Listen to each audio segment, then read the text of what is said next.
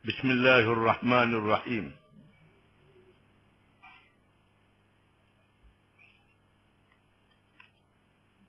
Beberapa masalah berhubung dengan mengucap dua kalimah syahadah.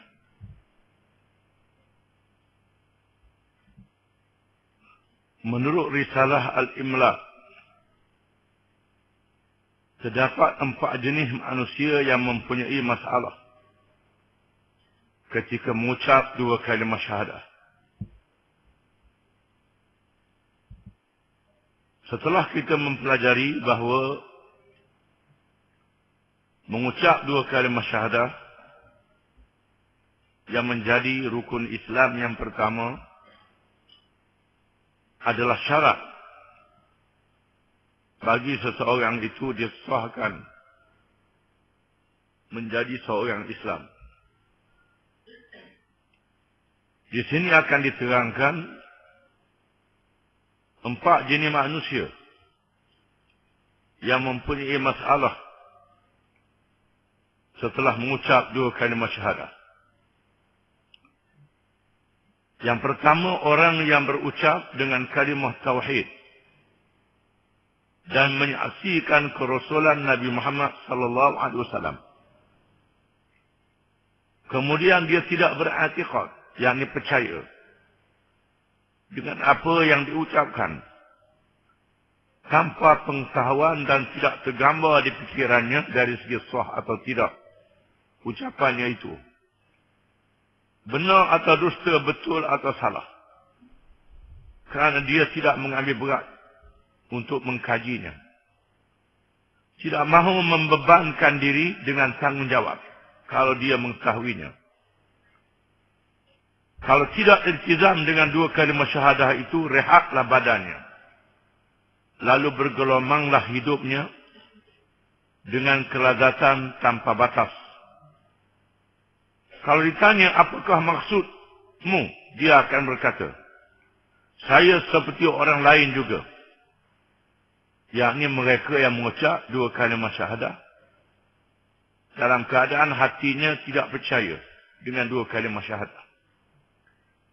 Dia mengucap dua kalimah syahadah ikutan semata-mata, menjadi ikutan saja, dengan tidak mengambil kira benar dan salah, betul atau tidak. Dia merasakan sekiranya menunaikan tuntutan dua kalimah syahadah jadi susah hidup, maka lebih baik dia jangan ambil tahu apa-apa, cukup dengan tidak ada iman, dan dia merasa rehat dengan begitu rupa. Inilah barangkali yang disabdakan oleh Rasulullah sallallahu alaihi wasallam. Wa in kana munafiqan faqala sami'tu an-nasa yaquluna faqultu mithlah la adri fayaqulani qad kunna na'lamu annaka taqulu dhalik. Wa fi riwayatin li Abi Dawud فينادي مناد من السماء أن قد كذب عندي فأفرشوه في النار وألبسوه في النار وافتحوا له بابا من النار. رواه البخاري ومسلم والترمذي وأبو داود. Hadis ini menceritakan tentang fitnah kubur. Apabila seseorang itu menghadapi fitnah kubur, disoal oleh malaikat Munkar dan Nakir, lalu lahirnya orang yang seperti disebut dalam hadis ini. Dan jika si mati itu seorang munafik, seorang yang berpura-pura Islam, dia mengaku dengan lidah saja Islam, tapi hati dia tidak Islam.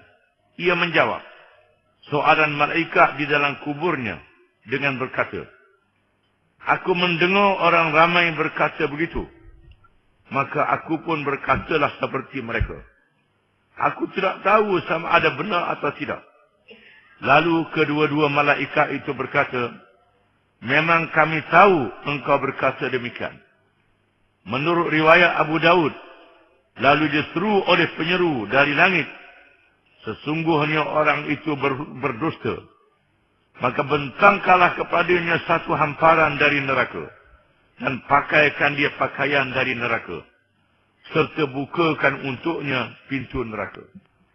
Inilah akibat yang akan diterima oleh orang yang mengucap dua kalimah syahadah dengan lidahnya sahaja, padahal hatinya tidak percaya. Yang kedua, orang yang berucap dengan dua kalimah syahadah, tetapi disertai dengan perkara-perkara yang tidak menghasilkan iman, atau perkara-perkara yang membatalkan dua kalimah syahadahnya, dengan ucapannya tidak memberi makna iman dan tauhid, seperti golongan Sabaiyah yang bertuhankan Sayyidina Ali radhiyallahu anhu. Bahkan terdapat di kalangan orang-orang yang murtad selepas wafatnya Rasulullah sallallahu alaihi wasallam, mereka yang mengucap dua kalimah syahadah, di samping itu mempercayai juga kepada Musailamatul Kadzab dan Sulaihah sebagai nabi. Sesungguhnya mereka itu diperangi oleh para sahabat radhiyallahu anhum, walaupun mereka mengucap dua kalimah syahadah. Demikianlah juga dengan orang-orang yang menganut ideologi moden di zaman kita ini. Di sana ada orang yang mengucap dua kalimah syahadah, tetapi cakap-cakap dan amalan dia adalah cakap-cakap yang menunjukkan bahawa dia tidak percaya kepada ajaran Islam, ataupun dia melakukan perkara-perkara yang membatalkan dua kalimah syahadah.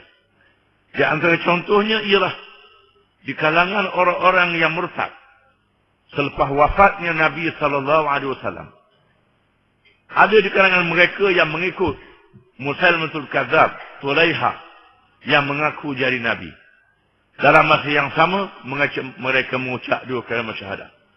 Dalam masa yang sama percaya Musailamah adalah rasul, pembohong itu rasul. Muhammad juga rasul, Musailamah juga rasul. Muhammad juga rasul, Sulaihah juga rasul. Ini melakukan perkara yang membatalkan dua kalimah syahadah. Begitu juga seperti yang diriwayatkan oleh At-Tabari di dalam tarikhnya, apabila tentera Islam nak memerangi golongan yang murtad ini, tiba-tiba mereka mendengar suara azan.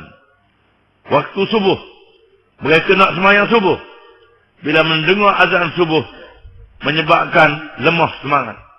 Lalu mereka berpusing balik ke Madinah, menghadap sahabat-sahabat Nabi radhiyallahu anhum.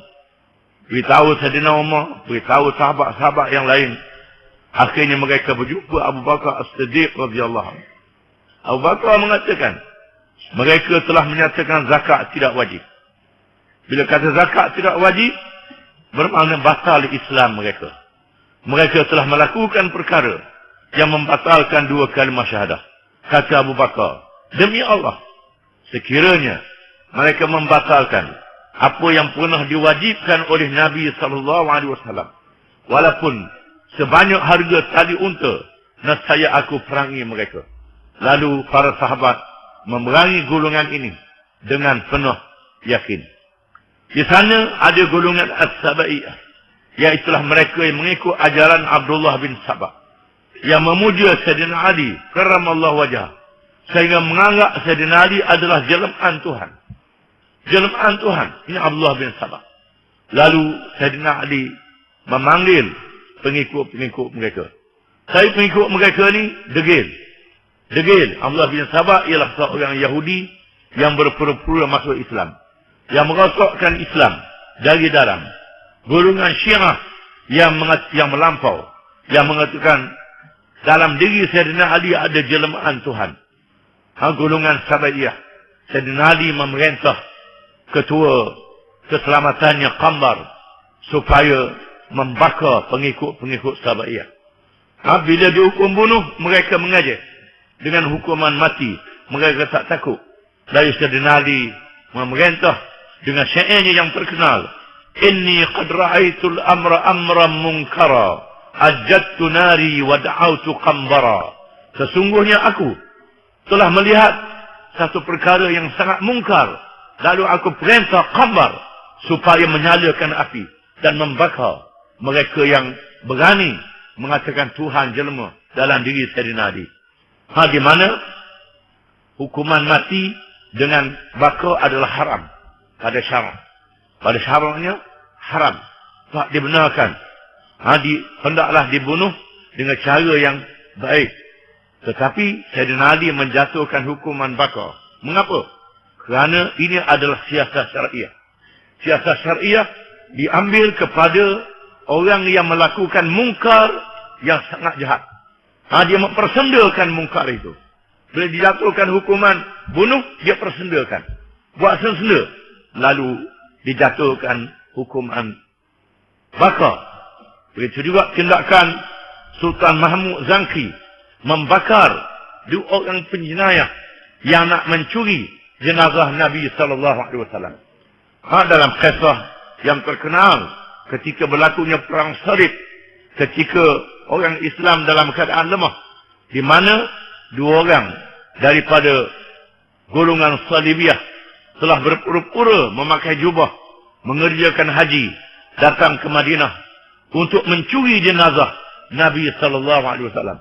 Tetapi Allah Ta'ala telah menyelamatkan jenazah Nabi SAW apabila Sultan Mahmud Zangki, iaitulah bapa saudara kepada Salahuddin Al-Ayyubi yang mengalahkan Salib. Mahmud Zangki yang adil ini telah bermimpi bertemu dengan Nabi SAW. Di mana bertemu Nabi dalam mimpi adalah benar. Kerana sabda Nabi SAW, "Man ra'ani fil manami faqad ra'ani, fa inna syaitana la yatamathalu bi." Barang siapa yang berjumpa aku dalam mimpinya, dia melihat aku sebenarnya. Kerana syaitan tidak boleh menyerupai aku. Ini hadis yang sahih. Lalu Mahmud Zangki tak tahu nak buat apa. Tak tahu nak buat apa. Lalu dia bangun, bertahajud, tidur, mimpi lagi. Rasulullah mengatakan, Ya Mahmud, wahai Mahmud, angkidni, selamatkan aku. Lalu ditunjukkan dua orang, dua wajah di dalam mimpinya. Dia tak tahu nak buat. Tidur, bertahajud lagi. Dan beberapa kali, akhirnya dia panggil Perdana Menteri. Lalu Perdana Menteri mengarahkan, meminta dia bersedia malam itu juga. Jangan beritahu kepada siapa. Sebelum pagi, bertolak ke Madinah dengan pasukan berkuda. Yang menjadi kenderaan yang paling cepat di zaman itu. Lalu sampai di Madinah setelah berjalan hampir 15 hari daripada Dimash, daripada Syria. Dengan menggunakan kuda sampai di Madinah, lalu dia duduk di Raudhah, beriktikaf di Raudhah dengan tidak ada siapa yang tahu Sultan datang ke Madinah. Kerana Madinah masa itu di bawah perintahnya. Tak ada siapa tahu. Dia tak tahu nak buat apa. Lalu Perdana Menteri dia panggil Gubernur Madinah.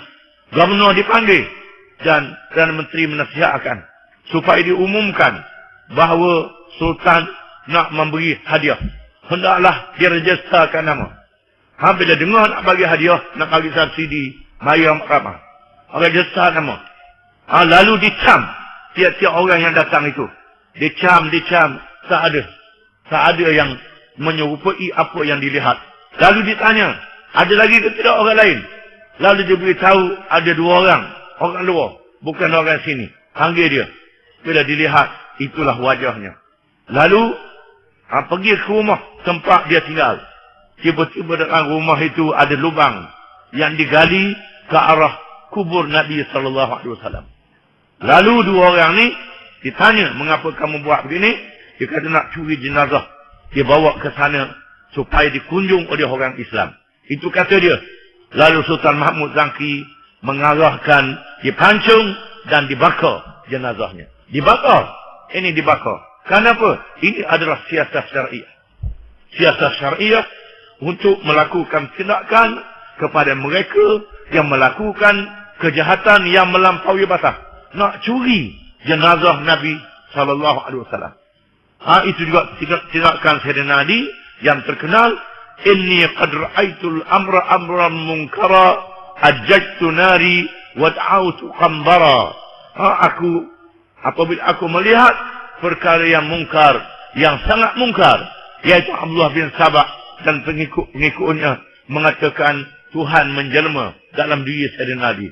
Lalu Sayyidina Ali memerintah Qambar supaya menyalakan api dan membakar golongan As-Sabaiyah. Artinya golongan ini, dia mengucap 2 kalimah syahadah. Fasih 2 kalimah syahadahnya. Tapi dalam masa yang sama, dia buat perkara yang membatalkan 2 kalimah syahadah. Umpamanya, golongan yang menganut ideologi moden zaman sekarang. Dia mengucap 2 kalimah syahadah. Mengaku sebagai orang Islam. Tetapi, dia mengatakan, syariat Islam tak sesuai.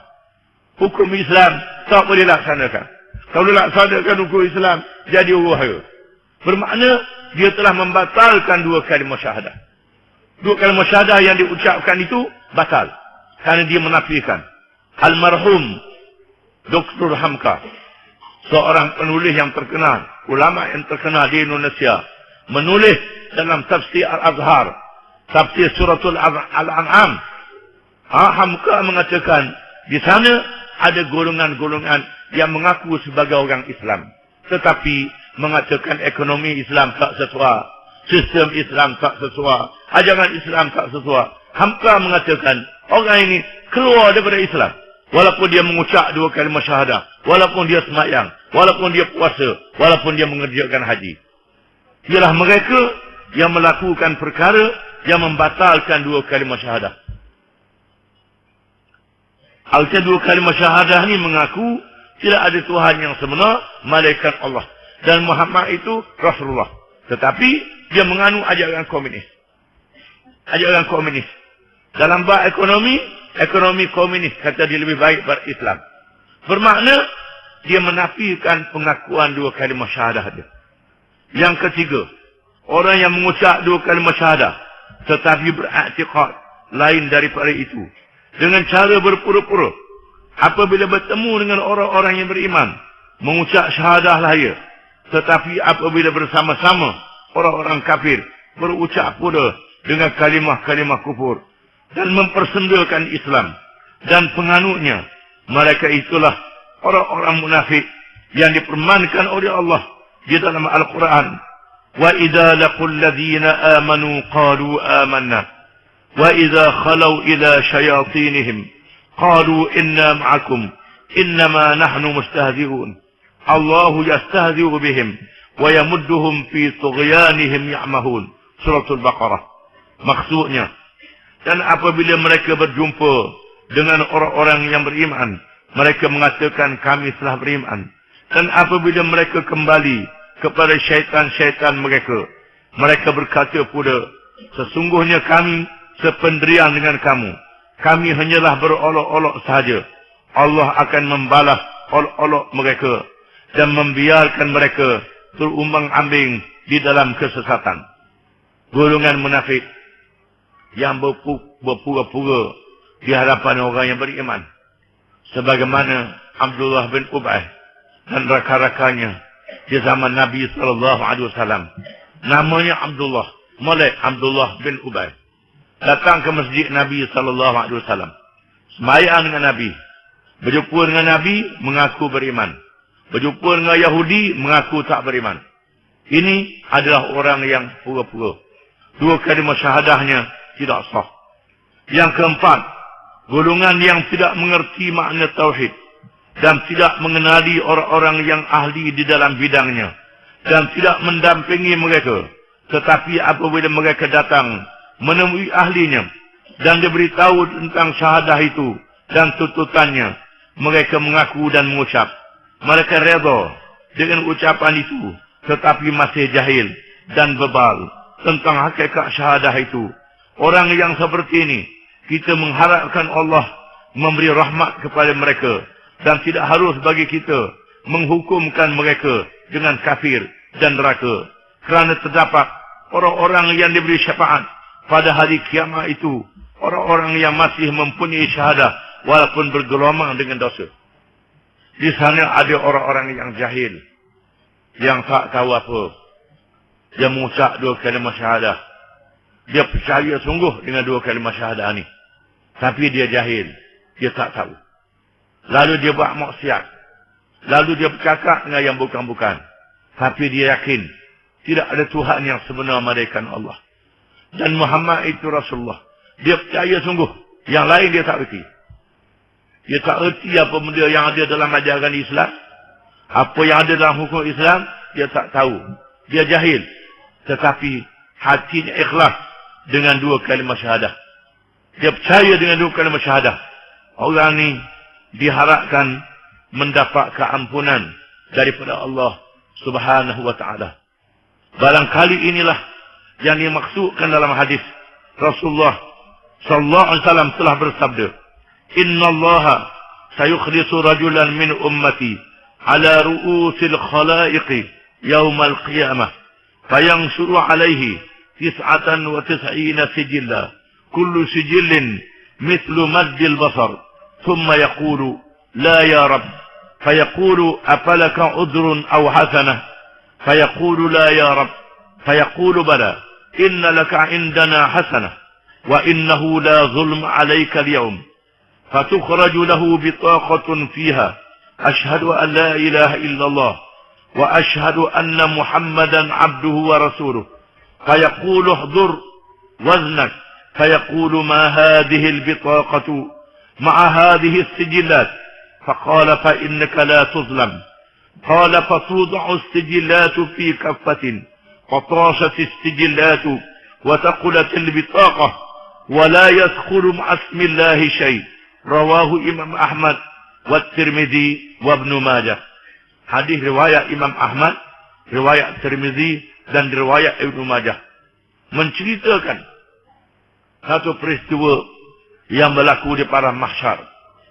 Maksudnya, sesungguhnya Allah akan membawa keistimewaan kepada seseorang dari kalangan umatku dengan memanggilnya di hadapan khalayak yang ramai pada hari kiamat, serta membentangkan kepadanya 99 gulung suratan amalnya, tiap-tiap satu gulung panjang sejauh mata memandang.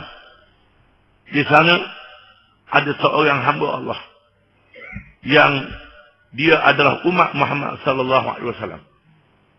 Dibawa pada hari kiamat untuk dibicarakan. Dibawa kepadanya 99 gulung suratan amal. Tiap-tiap satu suratan itu sayup mata memandang. Penuh dengan amal yang jahat. Penuh dengan dosa.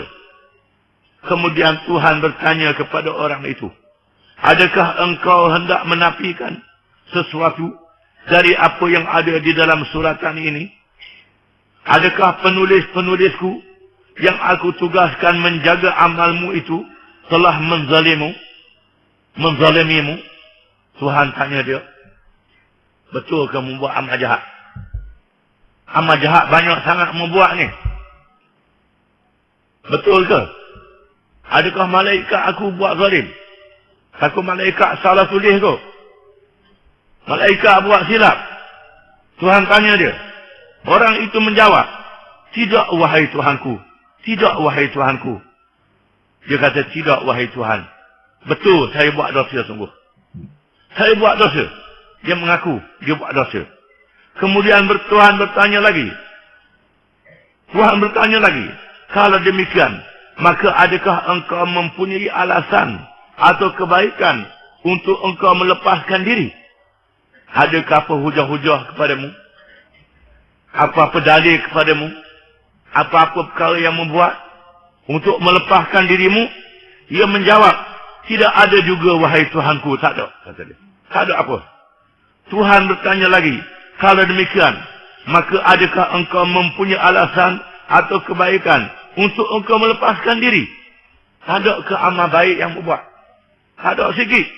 Ia menjawab, tidak ada juga wahai Tuhanku. Tuhan berfirman, ya ada. Tuhan kata ada, mudah ingat. Ada. Ada. Sebenarnya, engkau ada mempunyai satu kebaikan yang tersimpan pada kami. Dan sesungguhnya, engkau tidak akan menanggung sebarang kezaliman pada hari ini. Lalu dikeluarkan untuknya satu kertas kecil yang bertulis padanya, Asyhadu an la ilaha illallah wa asyhadu anna Muhammadar Rasulullah. Aku mengaku percaya bahawa tidak ada Tuhan yang sebenar melainkan Allah, dan aku mengaku Muhammad itu adalah hamba-Nya dan Rasul Allah. Maka Tuhan berfirman kepadanya, pergilah hadir melihat timbangan amalmu. Bawa surat ini dan timbang amalmu. Tuhan kata ke dia. Lalu ia berkata, ya Tuhanku, apakah nilainya kertas yang secebih ini berbanding dengan suratan jahat amalku yang bergulung-gulung itu? Dia kata, apa wahai Tuhanku? Sikit sangat kertas yang secebih ini. Nak timbang dengan sayu mata memandang dosa yang saya buat. Maka Tuhan berfirman kepadanya, walau bagaimanapun engkau tidak akan dizalimi sekali-kali. Engkau tidak dizalimi sekali-kali pada hari ini. Tuhan kata ke dia. Nabi SAW bersabda lagi, kemudian suratan amal yang bergulung-gulung itu diletakkan pada sebelah daun neraca, dan kertas kecilnya diletakkan pada daun neraca yang sebelah lagi. Lalu suratan amal buruknya itu terangkat ringan, dan kertas kecil yang secebih itu berat menurun, kerana tidak ada suatu benda pun boleh menjadi berat berbanding dengan apa yang mengandungi nama Allah. Lalu Tuhan terima 2 kalimah syahadah. Di sinilah pentingnya 2 kalimah syahadah seseorang. Jangan dinafikan, jangan dibatalkan. Jaga baik-baik, kerana 2 kalimah syahadah inilah yang menyaksikan seseorang itu pada hari kiamat kelak. Kadang-kadang Allah Ta'ala mengampunkan dosa yang sebanyak-banyaknya dengan sebab orang tu jahil. Duduk tempat yang jauh, tak ada tempat belajar. Dia jadi orang Islam. Adapun daripada ibu bapa yang tidak berpelajaran, yang tak tahu apa. Lahirlah dia dalam keadaan jahil. Tetapi dia yakin dengan 2 kalimah syahadah. Dia yakin kepada Allah dan kepada Rasulnya. Dia yakin dengan percaya. Oleh kerana itu, jangan kita buat mudah-mudah dengan seseorang itu. Jangan mudah-mudah nak menghukum seseorang. Diriwayatkan dalam satu hadis qudsi. Hadis qudsi ialah lafaznya daripada Nabi, maknanya daripada Allah Subhanahu wa taala. Di mana Nabi SAW menceritakan daripada Tuhannya. Berlaku di kalangan umat yang terdahulu. Umat zaman dulu berlaku satu peristiwa.